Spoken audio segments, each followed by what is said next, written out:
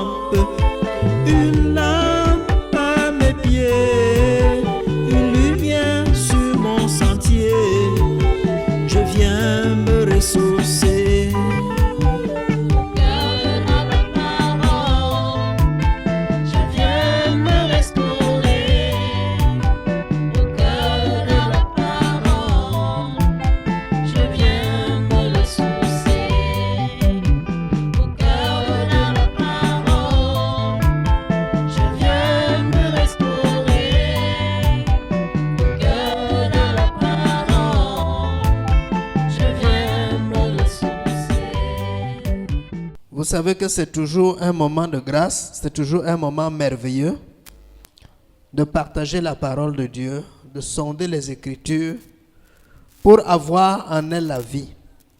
Jésus a dit à ses disciples, vous sondez les Écritures pour avoir en elles la vie. Et ce sont ces Écritures qui rendent témoignage de moi. Amen. Si nous sommes là pour sonder les Écritures, c'est pour avoir en elles la vie. C'est pour comprendre le plan de Dieu, la pensée de Dieu, la volonté de Dieu pour notre vie, afin que nous soyons agréables à Dieu et que nous soyons sauvés. Donc, depuis un certain temps, nous sommes en train de parler de quel esprit t'anime. Je crois que par la grâce de Dieu, on va arrêter avec ce thème-là ce matin. Et nous allons encore rentrer dans Nombre chapitre 11, versets 16 à 18. Nous allons lire Nombre chapitre 11, versets 16 à 18.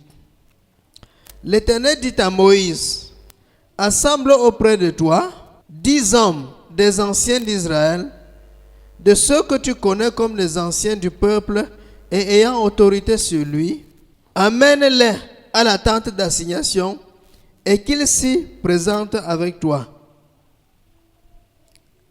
Je descendrai et là, je te parlerai. Je prendrai de l'esprit qui est sur toi et je le mettrai sur eux, afin qu'ils portent avec toi la charge du peuple et que tu ne la portes pas à toi seul. Voyez bien, mes frères et sœurs, ce passage est très important, très capital. Nous avons dit la fois passée que il est très important d'être animé d'un seul esprit. D'un seul esprit. Et le peuple de Dieu doit être animé de l'esprit de Dieu. C'est la raison pour laquelle, en tout temps, en toute occasion, nous devons vérifier quel est l'esprit qui nous anime. Nous devons vérifier quel est l'esprit qui nous utilise. Nous devons vérifier quel est l'esprit par lequel nous parlons. Parce que c'est très important. Surtout à un moment comme celui-ci où le diable a le pouvoir de se transformer en ange de lumière. Le diable a le pouvoir de nous séduire. Ce pouvoir ne lui a pas été enlevé. Mais il est capable de séduire un chrétien vraiment sincère. Un chrétien qui aime Dieu et qui cherche Dieu. Il est capable, si tu lui donnes l'occasion, de se substituer au Saint-Esprit, de prendre la place du Saint-Esprit et même de manifester, de faire semblant, c'est-à-dire d'imiter les dons du Saint-Esprit. Il peut manifester une certaine puissance. Les démons ont cette capacité-là de se manifester comme le Saint-Esprit. C'est la raison pour laquelle, quand tu es chrétien, tu dois vérifier quel est l'esprit qui t'anime. Tu dois vérifier quel est l'esprit qui anime celui qui est à côté de toi. Tu dois vérifier quel est l'esprit qui anime toute situation que tu traverses. Tu dois vérifier quel est l'esprit qui est derrière. Amen. Et vous voyez quand Job, les calamités, tout ce qui est arrivé à Job lui était arrivé. La Bible dit, l'Éternel a donné, l'Éternel a repris, que son nom soit béni. Amen. Ce que je veux vous faire remarquer, c'est qu'il y avait deux esprits à l'œuvre dans cette situation. Il y avait l'Esprit de Dieu qui était à l'œuvre parce que la Bible dit clairement que Satan était en train de se promener. Il est arrivé devant Dieu. Quand les fils de Dieu étaient réunis, lui aussi il est arrivé. Et quand il est arrivé, Dieu lui a dit comment? As-tu vu mon serviteur? D'où viens-tu? Il dit, j'étais sur la terre pour me promener. As-tu vu mon serviteur Job? Il n'y a personne comme lui sur la terre. Dieu a vanté l'intégrité de Job. Et Satan a dit, est-ce que c'est comme ça? Il te sert comme ça. C'est parce que toi tu as protégé, c'est bien. Tu as étendu ta main et tu l'as protégé. Hein? Ordonne-moi de le toucher un peu, de prendre tous ses biens et tu verras qu'il te maudira en face. Donc, et Dieu lui a donné l'ordre. Il a dit, va, touche à tous ses biens, seulement épargne son âme, épargne sa vie. Vous savez tout et bien ce que le diable a fait. Comme il accomplit très bien sa mission, il a agi donc. Qui était là-dedans? L'Esprit de Dieu était là-dedans pour livrer Job entre les mains du diable. Et le diable lui-même était là. Il était comme le maître d'ouvrage pour exécuter ce que Dieu lui a dit d'exécuter. C'est pourquoi quand les frères amis de Job sont venus pour le culpabiliser, pour le torturer, pour lui dire comment, ils essayaient de tout faire pour injecter dans son cœur l'esprit de culpabilité, pour lui montrer que dans tous les cas, il est fautif à tous les niveaux. Or, la Bible dit qu'en tout cela, Job ne pécha point.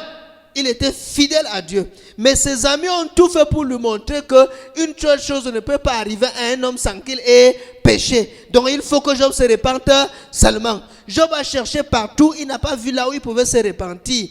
Et quand il n'a pas vu là où il pouvait se repentir, il dit, bon, l'Éternel a donné, l'Éternel a repris. Que son nom soit béni. Pour Job, qui a donné? L'Éternel. Qui était en train de reprendre? Est-ce que c'était faux? L'ordre est venu de l'Éternel. Il a même donné un ordre jusqu'à donner les limites. Prends tout, touche même à son corps, à sa santé. Mais seulement ne touche pas à sa vie. Donc, Job ne connaissait pas le diable. Job connaissait l'Éternel avec qui il traite. Parce qu'il était intègre, il était droit. Et il croyait, il savait que le diable n'a pas de pouvoir sur la vie d'un homme intègre, à moins que Dieu lui-même lui donne cet ordre-là. Et il savait que si c'est Dieu qui a donné l'ordre, il est parfaitement au contrôle. C'est pourquoi il dit, tout commence par Dieu, tout finit par Dieu. Il a tout donné, il a tout repris, que son nom soit béni. Vous voyez? Mais maintenant, qui était derrière la situation? Le maître d'ouvrage qui opérait sur le terrain, c'était qui? Alléluia. Dieu peut te livrer. Si Dieu veut t'éprouver, Dieu peut te livrer entre les mains de tes ennemis. Pour qu'ils te criblent, pour qu'ils te touchent. D'ailleurs, il a dit à Pierre quoi? Satan vous a réclamé pour vous cribler comme le... J'ai prié pour toi afin que ta foi ne défaille point. Vous voyez? Satan vous a réclamé pour vous cribler comme le froment. Donc, quand les gens, là, les apôtres devaient être en train de passer par les temps difficiles là, qui est derrière? On est venu les réclamer où? Chez Dieu, n'est-ce pas? Regarde ces gens, tu dis que sont tes disciples. Regarde comment ils pêchent encore. Regarde comment ils ont les dispositions de cœur. Ils sont orgueilleux. Ils sont encore menteurs. Ils sont ceci, cela. Donne-nous l'occasion de les toucher dur parce qu'ils ont encore mes choses en eux. Je réclame mes choses. Vous voyez? Comme Dieu est juste, Dieu dit, ok, touche-les. Amen. Donc, vous voyez, Dieu peut te livrer entre les mains de l'ennemi. Mais quand tu es livré entre les mains de l'ennemi, le problème, la solution n'est pas de se lever maintenant, commencer à rassembler toutes les techniques de combat que tu as appris. Tu lances le feu, tu répands le sel, tu prends autorité, tu montes, tu descends. Non. La solution, c'est de rentrer vers Dieu.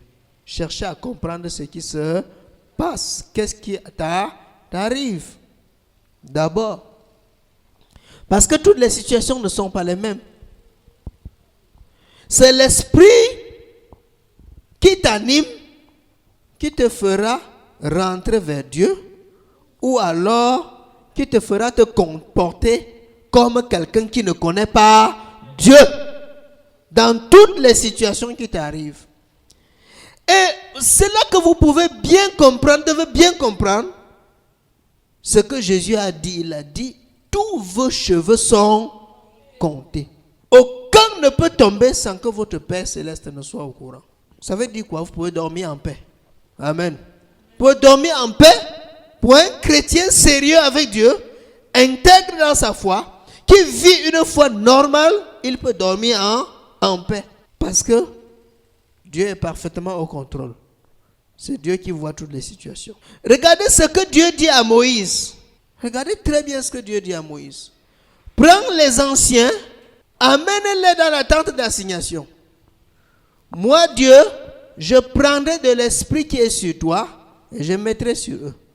Nous avons dit la fois passée que le Saint-Esprit n'était pas fini pour que Dieu prenne seulement l'esprit de Moïse. Mais Dieu a pris l'esprit de Moïse parce que nous devons comprendre clairement qu'à chaque vision correspond un esprit. Amen. À chaque vision correspond un esprit. Quand on dit écrit à l'ange de l'église de Thyatire, écrit à l'ange de l'église d'Éphèse, écrit à l'ange, ces anges étaient les leaders de ces ministères-là. Ces anges étaient les dirigeants de ces ministères-là. Et chaque ministère reconnu par Dieu a un ange devant Dieu. Amen. Et c'est cet ange qui communique l'esprit de la vision, qui communique l'esprit du travail. Je veux dire, c'est cet ange qui est dans l'esprit, qui communique dans l'esprit de la vision au leader. Et c'est pourquoi c'est de cet esprit-là que le leader doit être investi. Et c'est ce même esprit-là qui doit être communiqué à ceux qui marchent avec lui. Et non pas un autre esprit qui vient d'ailleurs. Amen. Parce que autant de visions, autant d'esprits, autant de couloirs, autant d'esprits. On va le dire comme ça, puisqu'il y a une seule grande vision. Autant de couloirs, autant d'esprits qui se manifestent. Parfois, les gens ne s'entendent pas tout simplement parce qu'ils travaillent dans deux couloirs différents. Et ils ne veulent pas comprendre que Dieu, ils sont dans deux couloirs différents, mais deux couloirs qui travaillent pour le même objectif, le salut des âmes. C'est pourquoi tu dois respecter ce qui est à l'autre. L'autre doit respecter ce qui est à toi. Ce que Dieu t'a donné. Et donc vous voyez, Dieu, nous ne pouvons pas servir Dieu sans qu'il y ait cette unité de l'esprit. Cette unité d'esprit. Il faut qu'il y ait un seul esprit qui anime toutes les parties prenantes d'une vision. Un seul esprit. Un seul esprit. Si le leader numéro 1 est animé d'un esprit, le leader numéro 2 est animé d'un autre esprit différent. Le leader numéro 3 est animé d'un autre esprit encore différent. Chacun tire la couverture de son côté. Chacun fait comme il veut. Qu'est-ce qu'on va arriver à quoi? À la division, à la déchirure et à la séparation. Et la Bible dit que les divisions sont les œuvres de la chair. Les œuvres diaboliques qui permettent au diable de bien s'installer dans le peuple de Dieu et qui empêchent à l'œuvre de Dieu de grandir. Donc pour grandir, pour faire l'œuvre de Dieu, on a besoin d'être unis dans le même esprit. C'est la raison pour laquelle Dieu n'a pris que l'esprit qu'il avait déposé sur Moïse. Et il a déposé cet esprit pour qu'il soit imparté de l'esprit de Moïse, qu'ils soient unis tous dans le même esprit, qu'ils soient impartés de l'esprit de la vision, qu'ils soient impartés de l'esprit de la compréhension qui repose sur Moïse et non pas un autre esprit. Amen. Et c'est ça qui est très important de comprendre. Nous allons voir clairement que Dieu a fait reposer un même esprit sur plusieurs personnes dans le but de garder cet esprit-là pour que la chose soit toujours continuelle. Amen. Donc il y a des visions qui ne s'éteignent pas. Il y a des choses qui ne s'éteignent pas. Que même après plusieurs générations, Dieu peut revenir avec. Et pour continuer, s'il veut que les choses continuent comme ça avait commencé, il faut que l'esprit de cette vision-là anime certaines personnes. Cet esprit qui revient. Parce que la Bible dit qu'il n'y a rien de nouveau sous le soleil. Ce qui existe a déjà été. Amen. Comprenez bien. Nous allons voir par exemple, voilà, nous venons de voir le cas de Moïse, où il a pris l'esprit de Moïse pour faire reposer sur les autres, sur les anciens, n'est-ce pas? Pour qu'ils soient tous animés d'un seul esprit. Prenons maintenant Malachie, chapitre 4, verset 5. Malachie 4, verset 5. Nous allons voir un autre esprit. Malachie 4, verset 5. Voici, je vous enverrai Élie, le prophète, avant que le jour de l'Éternel n'arrive, ce jour grand et redoutable. Amen. Voici, je vous enverrai Élie, avant que le jour de l'Éternel arrive, ce grand jour est redoutable. Dieu précise ici, nous sommes dans l'ancien temps. Élie était déjà passé en tant que prophète. Amen. Mais le prophète Malachie vient parler au nom de l'Éternel. Il dit que le Seigneur enverra encore Élie avant que le jour du Seigneur n'arrive. Avant que la dernière heure ne sonne. Dieu enverra encore Élie. Vous voyez? Maintenant, si nous lisons Matthieu 11, 11 à 13. Je vous le dis en vérité, parmi ceux qui sont nés de femmes, il n'en a point paru de plus grand que Jean-Baptiste.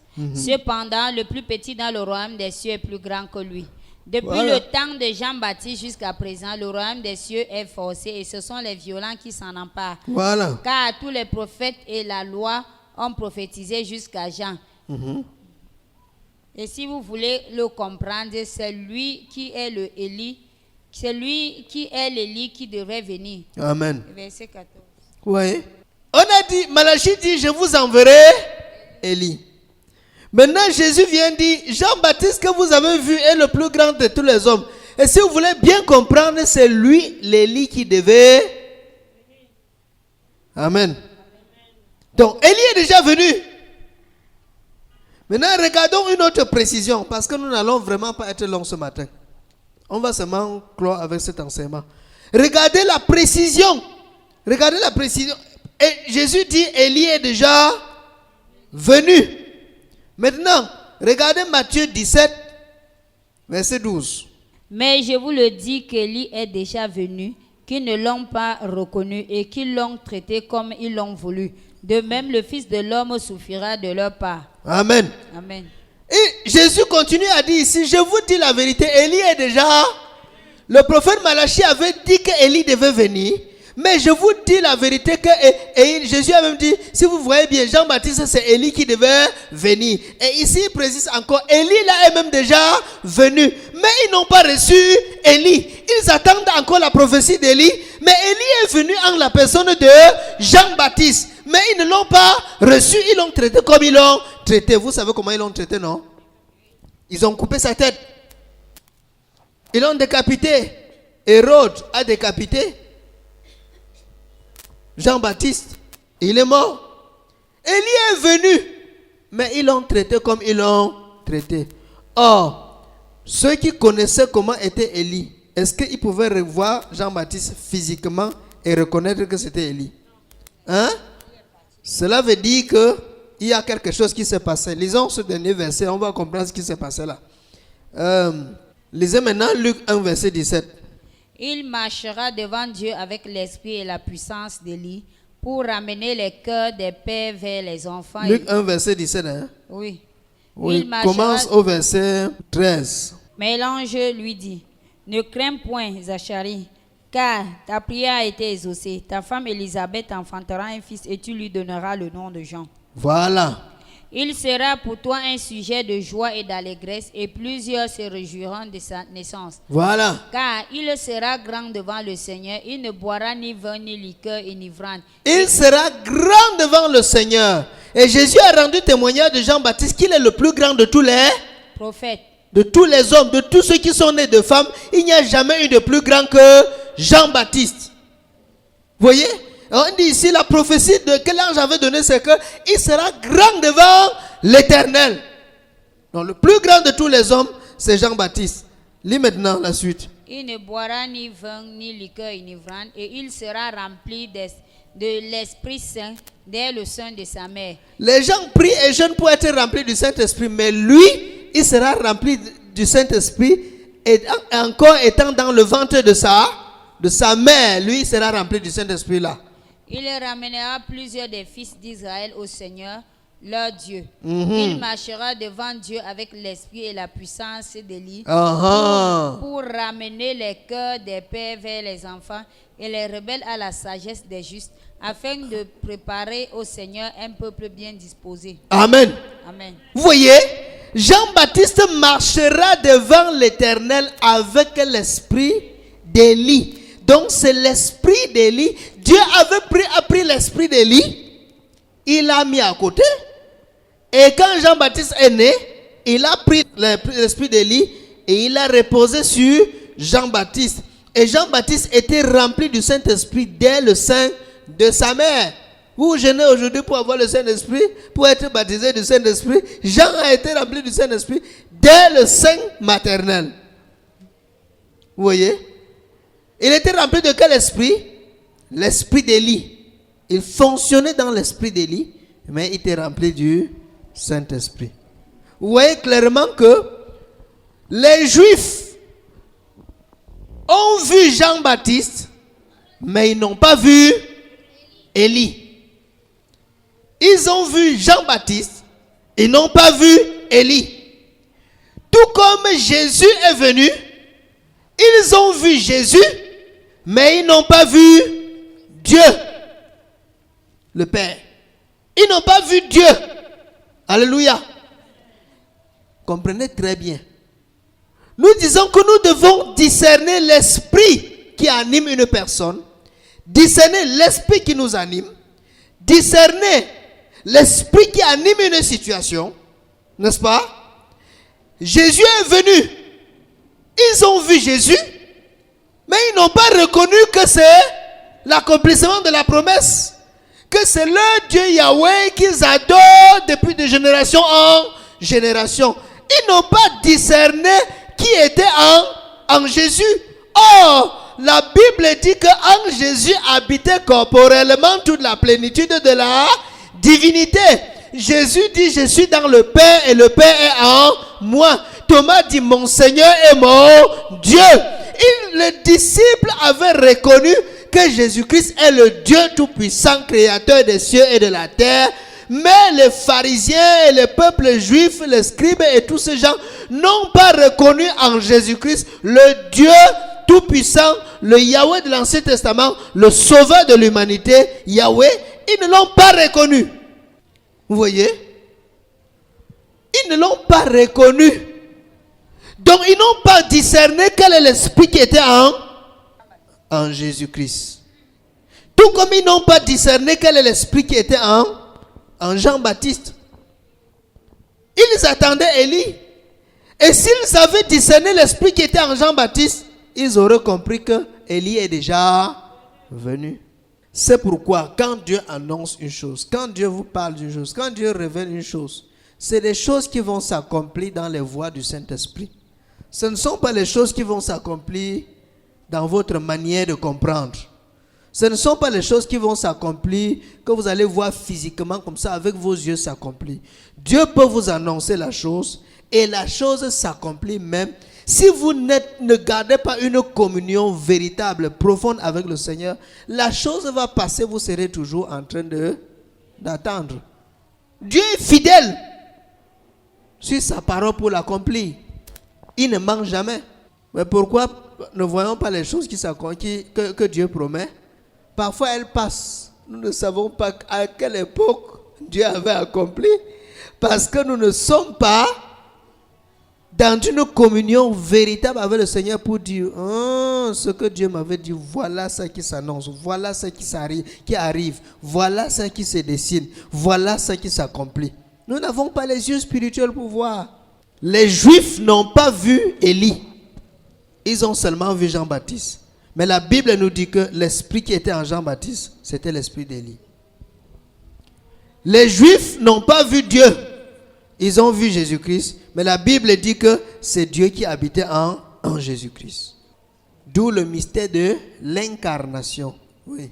La Bible dit que Élie s'habillait en peau de bête, de chameau. Élie aussi. Élie était toujours dans le désert et il mangeait le miel et les sauterelles.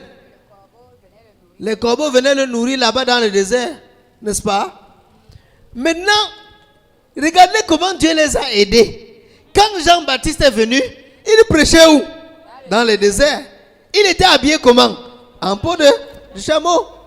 Il mangeait quoi? Les sauterelles et les miels sauvages. Donc, voilà les éléments matériels que Dieu a mis en place pour leur permettre, avec les yeux charnels, de reconnaître Élie. Jusque-là, ils sont restés aveuglés. Ils n'ont pas reconnu Élie. Ils n'ont pas reconnu Élie. Vous voyez?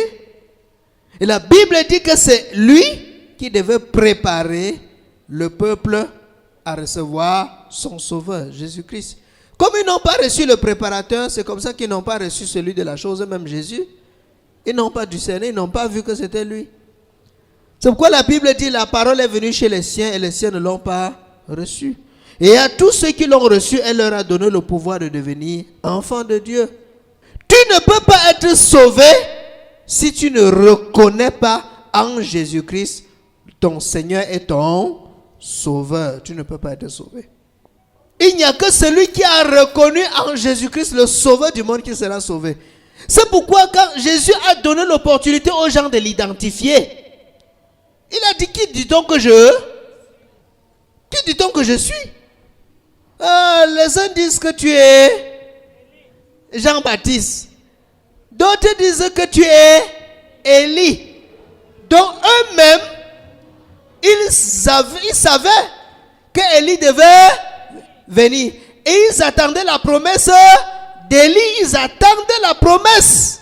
Amen. Ils attendaient la promesse. Ils savaient qu'Élie devait venir. Quand ils ont vu Jésus opérer les miracles, ils ont dit, ça peut être Élie. Hein? Ça peut être un des prophètes. Ils avaient même aussi deviné que Jésus pouvait être le prophète.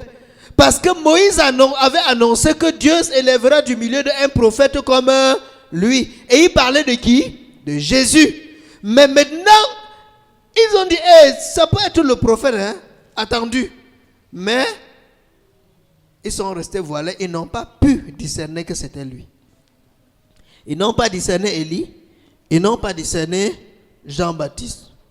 Oh, la Bible dit, la chair ne sert de rien. C'est l'esprit qui vivifie. Si tu n'es pas un homme spirituel, tu ne peux pas connaître ce qui se passe dans ta vie spirituelle. Si tu n'es pas un homme spirituel, tu ne peux pas connaître ce qui se passe sur ta santé.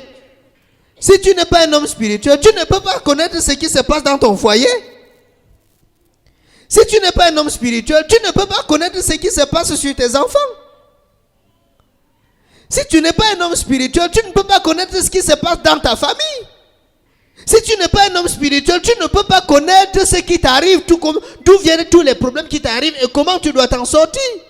Si tu n'es pas un homme spirituel, tu ne peux pas connaître ce qui se passe au lieu de service. Tu ne peux pas connaître ce qui se passe à ton lieu du marché. Il faut être un homme spirituel pour analyser les situations qui nous arrivent spirituellement, pour les comprendre spirituellement et voir les forces, soit la puissance de Dieu là derrière, soit la force de l'ennemi. Et savoir maintenant, quand tu as discerné l'esprit qui est derrière, tu sais comment faire. Mais tant que tu n'as pas discerné, tu commences à combattre, tu prends autorité, tu combats quoi? Les gens ont combattu jusqu'à combattre le Saint-Esprit qui est en train de travailler en eux. C'est ce qui est dangereux. Dieu travaille, vous le combattez. Regardez les compagnons de Job, ils sont venus. Ils n'ont pas compris que c'est Dieu. Regardez. Amen. Deux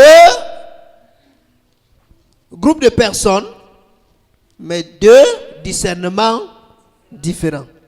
Job a vu que c'est Dieu qui était dans la situation, à l'œuvre. Ses compagnons, ses 3 amis ont vu que c'était le diable qui était à l'œuvre. Qui avait raison, qui avait tort? Tous deux avaient raison, mais tous deux aussi n'étaient pas parfaitement éclairés. Chacun a vu que ce que son esprit lui permettait de voir. Chacun a vu que selon ce que sa disposition de cœur lui permettait de voir. Si tu as un cœur négatif, tu vas voir les choses négativement. Si tu as un cœur positif, tu vas voir les choses positivement. Amen. Donc, c'est pour ça que quand certains gens venaient pour demander la guérison, Jésus leur disait qu'il te soit fait selon ta foi, qu'il te soit fait selon comme toi tu conçois dans ton cœur, dans ton esprit. Qu'est-ce que ton esprit conçoit? Qu'est-ce que tu penses? C'est pourquoi Dieu ne sera pour toi que ce que tu as fait de lui. Dieu ne sera pour toi que comment tu as. Dieu ne viendra se manifestera à toi que selon ta capacité de le contenir. Si tu mesures ton Dieu dans la cuillère à café, Dieu va se manifester au niveau de la cuillère à café. Si tu mesures ton Dieu dans la louche, la cuillère à soupe, il va se mesurer comme ça. Il va se manifester comme ça. Si tu le mesures dans la louche, il va se manifester comme ça. Si tu prends Dieu dans le fût, il va se manifester à la dimension du fût. Si tu considères que Dieu était dans un conteneur, il va se manifester à la dimension du conteneur. Si pour toi, Dieu est plus grand que le monde, il va se manifester plus grand que le monde. Et tout le monde saura que tu as un grand Dieu parce que tu as eu un grand cœur pour contenir Dieu. Mais si tu as un petit cœur, un petit vase, tu ne vois que le petit Dieu, le Dieu qui ne peut faire que les petites choses, le Dieu qui n'est pas capable de faire de grandes choses. Dieu ne fera que ce que ta foi a vu. Dieu ne fera que ce que ta foi a vu. Qu'il te soit fait selon ta foi.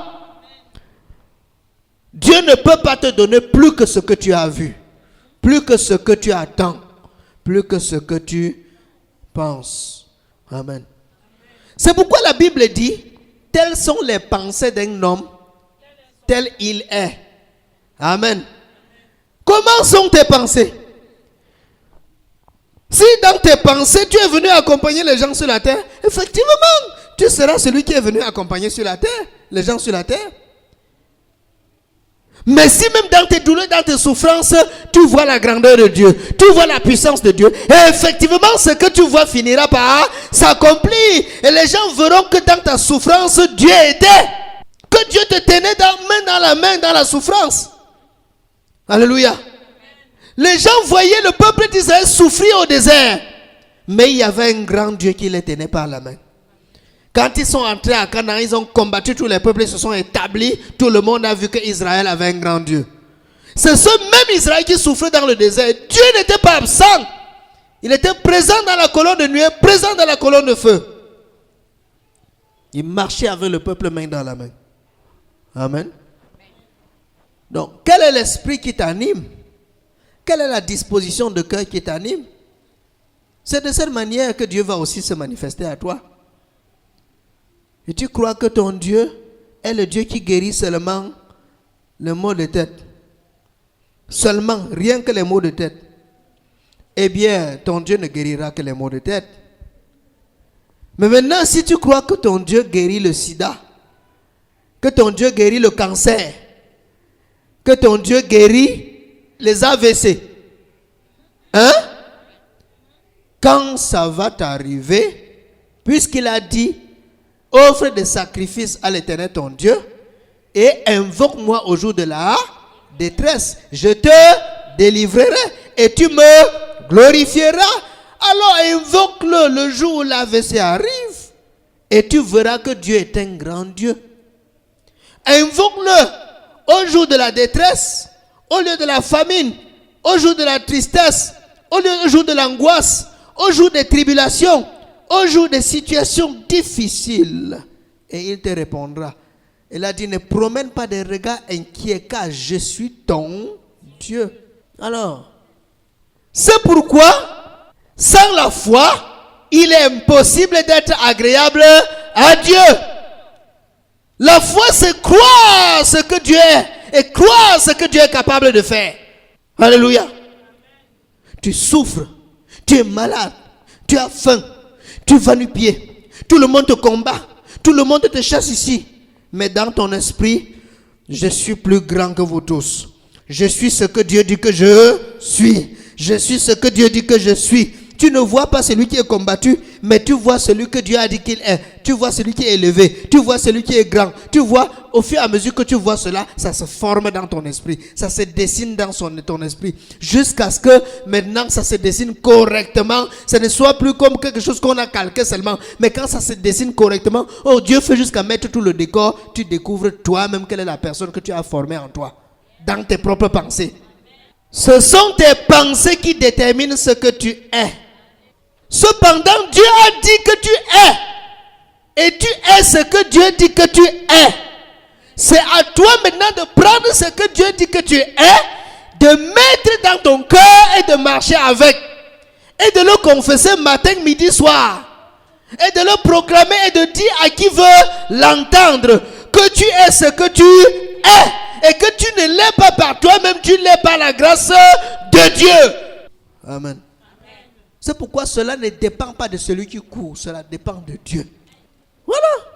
Job a vu Dieu dans la situation, même situation.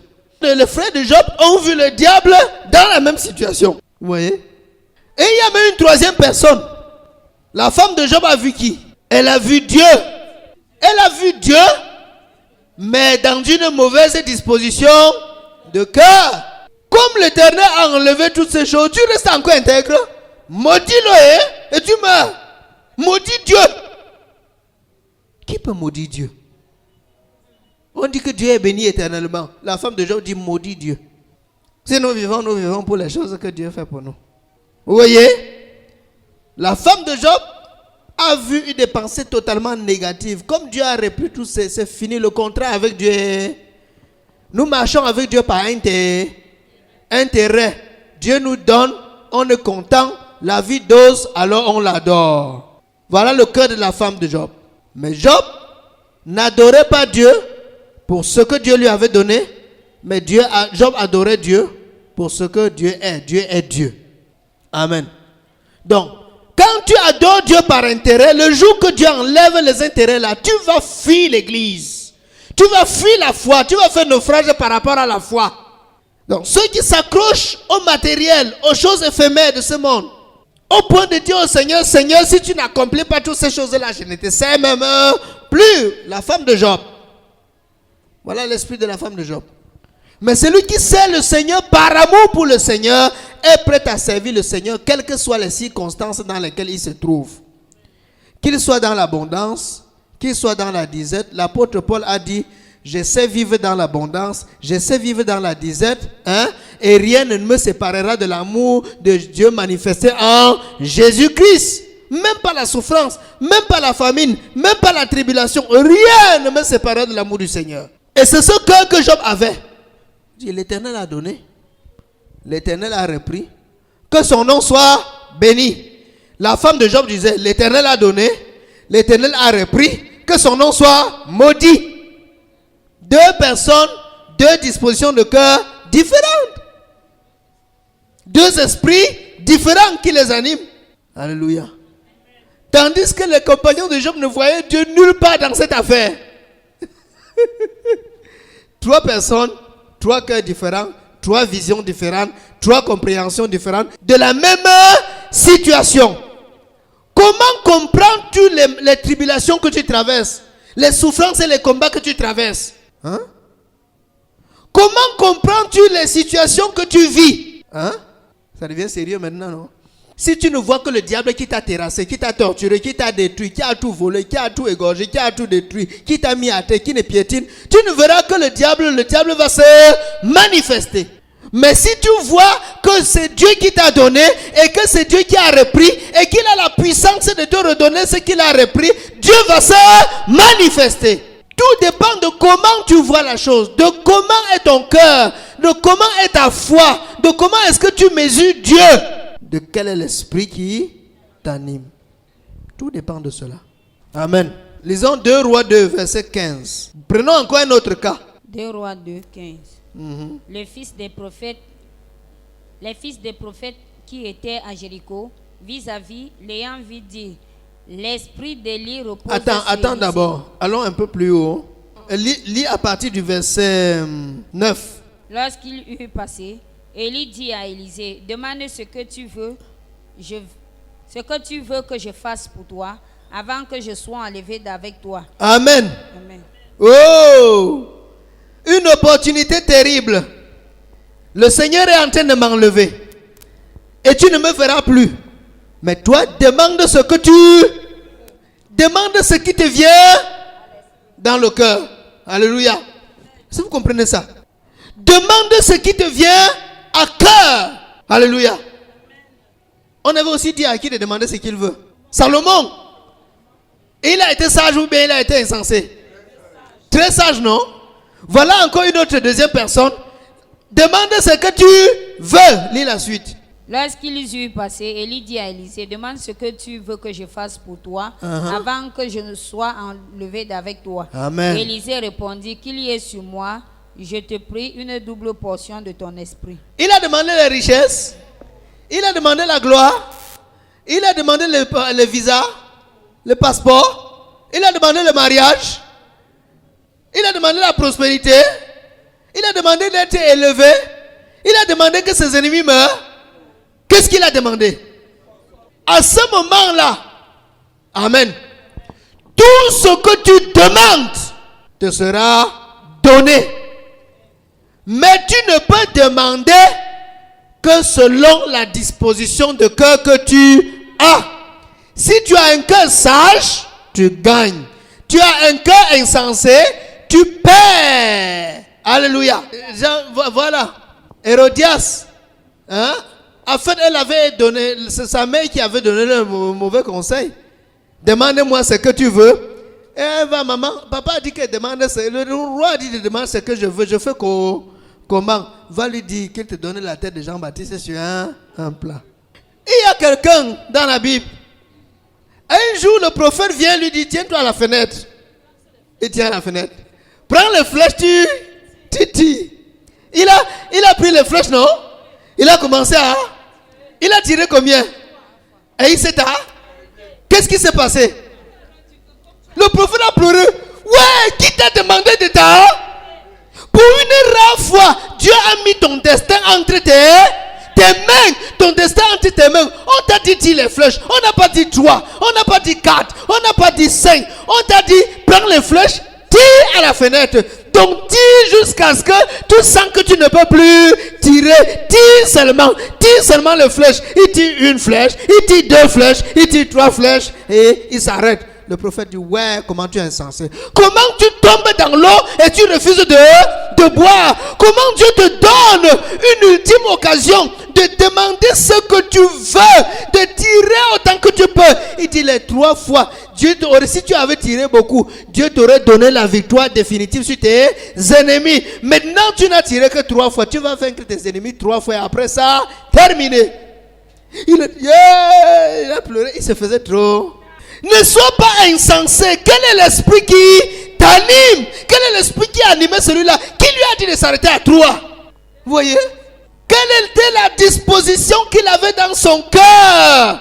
De quel esprit était-il animé? Il ne savait pas que Dieu a remis son destin entre ses mains. Et qu'autant de flèches étaient autant de victoires. Il n'avait pas le Saint-Esprit pour que le Saint-Esprit souffle dans ton cœur. Que tire seulement. Alléluia. Parfois, c'est pourquoi le royaume des cieux appartient à ceux qui sont comme les petits enfants. Ne réfléchissez jamais. Quand Dieu dit, ne raisonnez pas. Mettez en pratique la parole et ne vous bornez pas à l'écouter en vous trompant par des faux raisonnements. Dieu dit, prends, tu tires à la fenêtre, tire-toi seulement.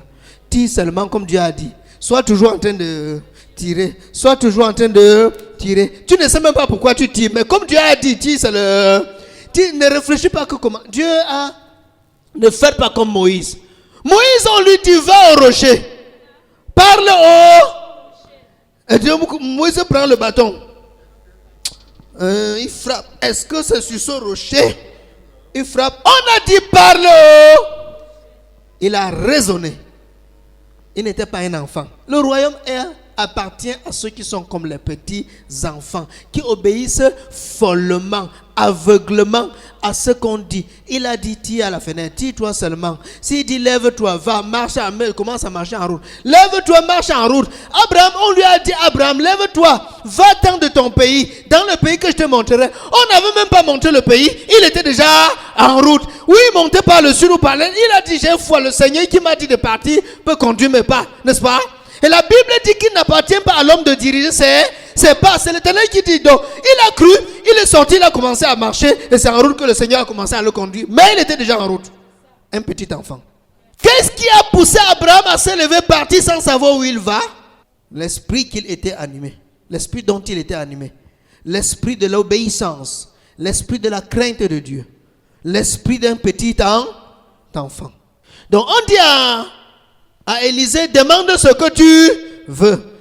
Qu'il repose sur toi une double portion qu'il repose sur moi une double portion de ton esprit. Lis la suite. Tu demandes une chose difficile. Élie dit, tu demandes une chose difficile. Mais si tu me vois pendant que je serai enlevé d'avec toi, cela t'arrivera ainsi. Tu demandes une chose très difficile. Mais l'épreuve que tu dois braver pour voir la chose s'accomplir, c'est si tu réussis à t'accrocher, à te coller sur moi jusqu'au moment où Dieu va m'enlever. Et vous savez les obstacles qu'il y a eu. À chaque moment, il y a eu des obstacles, des difficultés pour séparer Élie d'Élisée. Il a dit, mon Dieu, chat de Dieu avec sa cavalerie, ton pied, mon pied, je ne bouge pas. Dieu, la fleur et la main, je vois dans l'esprit. Je ne peux pas quitter ça. L'onction là va seulement tomber sur moi. Il a signé. Amen. Il y a beaucoup de gens que Dieu a attachés à certains leaders pour les impacter de la vision, pour les impacter de l'esprit, pour les impacter de la communion, pour les impacter, pour déprendre l'esprit qui est sur eux, reposer sur eux, parce que Dieu devait s'apprêter à continuer avec eux dans la chose. Ils n'ont pas compris, ils se sont séparés. Ils sont partis dans la perdition et dans la mort. Vous voyez? Si vous avez la conviction de suivre un homme, suivez-le. Amen. Regardez les disciples de Jean-Baptiste. Ils sont venus, Jésus est venu, ils ont vu Jésus. Jean-Baptiste dit voilà celui qu'on attend. Ils ont abandonné Jean-Baptiste pour dire toi tu n'étais que celui qui nous préparait du chemin. Le voilà lui-même qui est venu. Ils ont abandonné Jean-Baptiste, ils ont suivi Jésus. Ils ont dit maître, où demeures-tu? Jésus dit venez, on part. Et ils sont devenus disciples de Jésus-Christ. Ils ont démissionné avec Jean-Baptiste, ils sont devenus disciples de... Vous comprenez ça? Jean-Baptiste ne s'est pas opposé. Aujourd'hui, dans ton ministère, hey, tu as fait l'église. Tu veux te séparer de moi. Je te maudis. On va citer tout. Si le Seigneur dépose dans votre cœur de suivre un homme, de suivre une vision, de suivre, c'est pas moi, obéissez follement. Dieu n'est pas fou, il n'est pas bête. Amen. Si Dieu te dit épouse tel, ne regarde pas sa taille, et c'est seulement lui, on n'a pas la même taille. Est-ce qu'on a le même teint? Non, il a quoi? Il travaille déjà. Il n'a même pas eu mamite. Hey, je veux tout recommencer à zéro. Avec lui, tout à zéro. Non, je veux déjà là où. Ne réfléchis pas. Si Dieu t'a dit, va épouser cet homme, épouse-le. Dieu n'est pas fou. Dieu n'est pas bête. Dieu connaît le lendemain. Qu'est-ce qui nous fait soulever tous ces préjugés là dans le cœur? C'est l'esprit qui nous anime. Et c'est pas si tu vois que dans la plupart des cas, tu as toujours été animé d'un mauvais esprit. Et rarement, tu as souvent été animé d'un bon esprit. Parce que tu es animé d'un bon esprit, tu vas même prophétiser sur ta propre vie. Tu ne vas pas attendre les prophètes qui renversent les gens. Tu vas proclamer les pensées positives sur ta vie. Tu vas les déclarer. Je suis ce que Dieu dit que je suis. Je suis la tête et non la queue. Je suis le premier et non le dernier. Pas de maladie dans ma maison. Pas d'échec dans ma maison. Tu proclames. Les situations difficiles arrivent dans ton foyer. Tu les renverses. Tu dis ici là, Satan, je t'ai vu. Tu proclames, tu prophétises. Tu déclares. ton mari devient fou. Il devient bête, il te gifle, il te gifle, il te tape, tu rends grâce, tu dis, tu prépares ton témoignage. Je t'aime comme ça, n'est-ce pas? Ta femme fait la même chose, tu dis, chérie, tu prépares ton témoignage. Il faut ça pour que quand tu vas croire que ton témoignage soit grand et que moi, que je suis ton mari, je sois un homme honorable. Alors, tes enfants te persécutent, t'insultent, rends grâce à Dieu. Aime-les, prie pour eux. Proclame. N'attends pas le révérend prophète qui vient des États-Unis ou, c'est pas moi, du Canada ou du Nigeria ou quoi. Tu es prophète. Le témoignage de Jésus-Christ est l'esprit de la prophétie. Donc tu peux prophétiser sur ta vie. Mais si l'esprit qui t'anime te fait croire que tu n'es rien, c'est l'imposition des mains de Daddy qui va venir changer, renverser les choses sur ta vie. Tu es mal parti. Et si l'esprit qui l'anime est un mauvais esprit, tu fais comment? Vous voyez? Et s'il a frotté ses mains sur un écorce, tu fais comment? S'il a mis les parfums pour renverser les gens, pour inoptiser, tu fais comment? Vous voyez? Qu'il te soit fait selon ta foi. Amen. Qu'il te soit fait selon ta foi. Quelle disposition de cœur as-tu? Quel esprit t'anime-t-il? Continuons à lire. Est-ce que le gars là va recevoir? Élie dit, tu demandes une chose difficile. Mais si tu me vois pendant que je serai enlevé d'avec toi, cela t'arrivera. Voilà. Ici. Sinon, cela ne t'arrivera pas. Donc une fois de plus, ton sang est entre tes mains. Dieu remet ton sang entre tes mains. Si tu braves toutes les étapes jusqu'à ce que tu me vois, quand le tourbillon là va passer avec le char, boum, pour m'enlever. Si tu me vois à l'œil nu parti, tu as gagné. Comme il continuait à marcher, parlant ainsi, un char de feu et des chevaux de feu les séparaient l'un et l'autre. Voilà. Et Élie monta au ciel dans un tourbillon. Élisée regardait et criait, mon père. Il ouvrait écartement les yeux, le voilà qui part. Seigneur, me voici, je vois. Je le vois pas. Je le vois partir. Je vous le vois partir. Je le vois partir, comme il a dit. J'ai persévéré jusqu'à la fin. Désormais, la couronne m'est réservée. Je le vois partir. Et la suite. Élisée regardait et criait, mon père, char d'Israël et sa cavalerie. Voilà. Et il ne le vit plus. Saisissant alors les vêtements, il les déchira en 2 morceaux. Voilà. Et il releva le manteau qu'Élie avait laissé tomber. N'est-ce pas? Il retourna et s'arrêta au bord du Jourdain. Amen. Il a pris quoi? Le manteau, c'est quoi? N'est-ce pas? Et il a pris cette onction, l'a mis sur lui.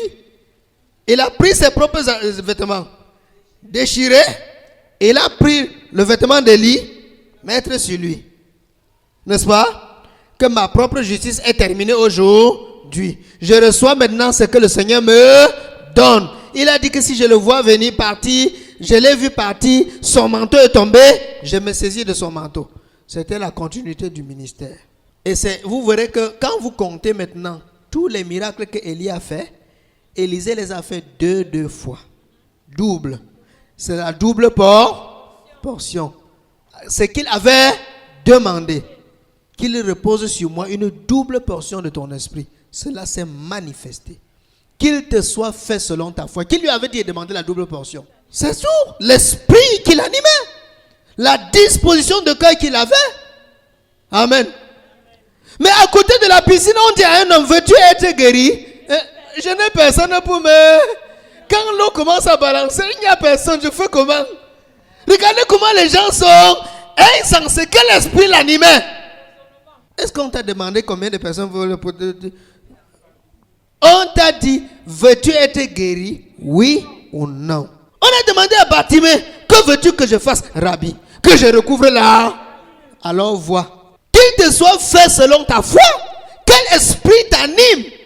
Si tu as un cœur grand, Dieu va remplir ton cœur. Tu as un peu petit, cœur petit, Dieu va remplir le peu que tu as laissé. Et c'est toi qui perds. Amen. Voyez que notre façon de comprendre Dieu doit changer. Pour finir, garde ton cœur plus que toute autre chose. Car de lui viennent les sources de la vie que tu portes vient de ton cœur. Elle ne vient pas de l'imposition des mains d'un apôtre ou d'un prophète. Vous comprenez? La victoire que tu as vient de ton cœur. Le succès que tu as vient de ton cœur. La délivrance que tu as vient de ton cœur. Donc, dis-moi comment est ton cœur et je te dirai comment tu es.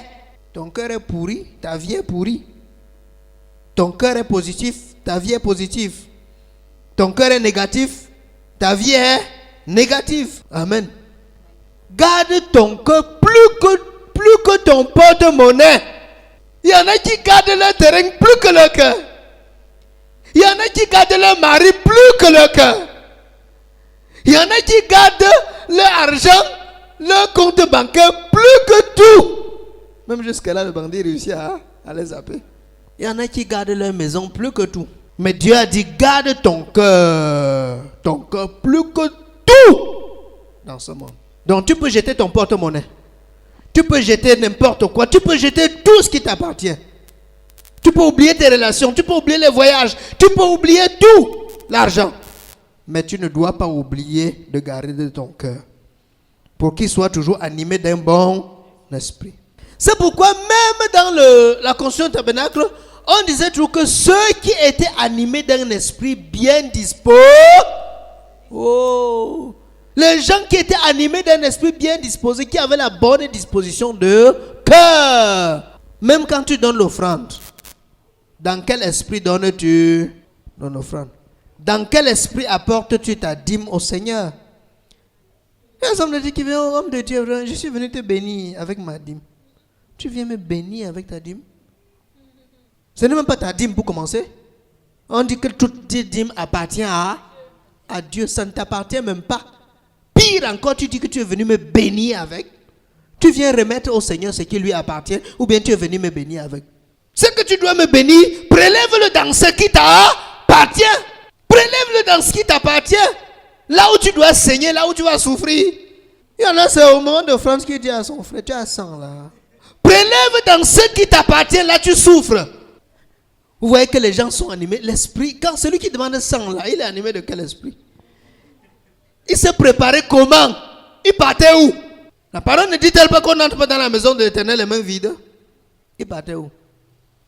Il venait faire quoi? Se promener. Quand vous voyez le culte a commencé, vous voyez les gens qui courent. Ils ont raté déjà la première adoration. Ils courent, ils arrivent ici, ils sont essoufflés. Oh Seigneur, ils sentent comment il est en retard. Il se répand, il se met à genoux. Vous voyez un autre, il tire les pieds. Et après, le message, on a même fini, le message commence déjà, il tire, il entre carrément. Essuie d'abord bien sa chaise. Nettoie tout et avant de chauffer. Et dans tout ça, sa conscience ne le gêne même pas. Vous voyez? Tout dépend de comment l'esprit est disposé à l'intérieur. Amen. Il y en a qui habitent à 0 pas à l'église de l'église. Et qui viennent en retard. Parfois, sont même toujours absents. Mais quelqu'un comme maman Geneviève qui vient presque de Mbalmayo se bat pour être toujours. Vous voyez que chacun ne marche avec Dieu que selon la disposition de son cœur. Et vous, si vous oubliez l'esprit qui vous anime, si vous oubliez la disposition de votre cœur, vous êtes mal parti. Garde ton cœur plus que toute autre chose, car de lui viennent les sources de la vie. Ta vie vient de ton cœur. Amen. Lisons un dernier verset dans Hébreu. Hébreu 10, verset 29. De quel pire châtiment pensez-vous que sera jugé digne celui qui aura foulé aux pieds le Fils de Dieu, qui aura tenu pour profane le sang de l'alliance par lequel il a été sanctifié et qui aura outragé l'esprit de la grâce? De quel pire châtiment pensez-vous que sera jugé digne celui qui aura foulé aux pieds le Fils de Dieu, celui qui aura rejeté Jésus-Christ, qui aura tenu pour profane le sang de l'alliance, qui aura profané le sang de Jésus, qui n'a pas pris en considération le prix que Jésus a payé sur la croix, par lequel il a été, ce sang par lequel il a été sanctifié, et qui aura outragé l'esprit de la grâce. Amen.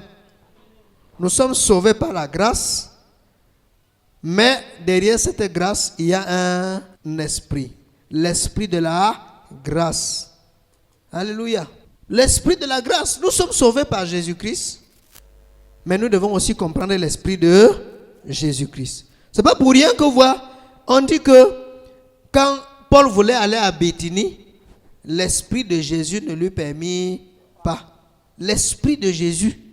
Donc si nous sommes sauvés par la grâce, nous devons aussi entrer dans l'esprit de la grâce.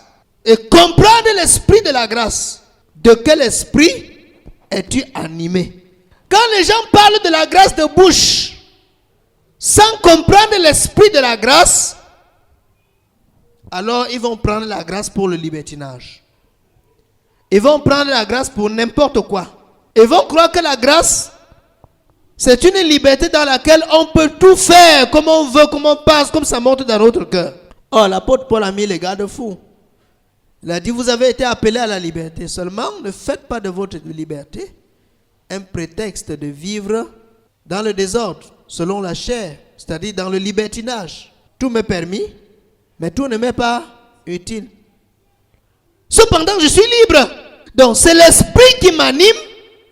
Si j'ai l'esprit de Jésus-Christ, si j'ai l'esprit de la grâce, si j'ai la crainte de Dieu dans le cœur, je ne ferai pas ce qui va offenser le Seigneur. N'est-ce pas?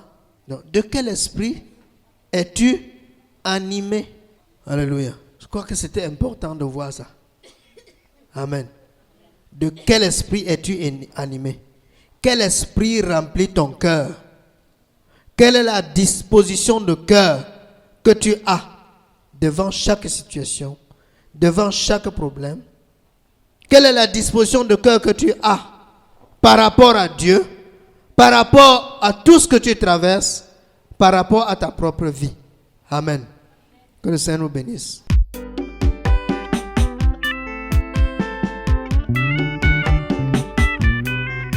Jésus-Christ, la parole vivante, la parole révélée.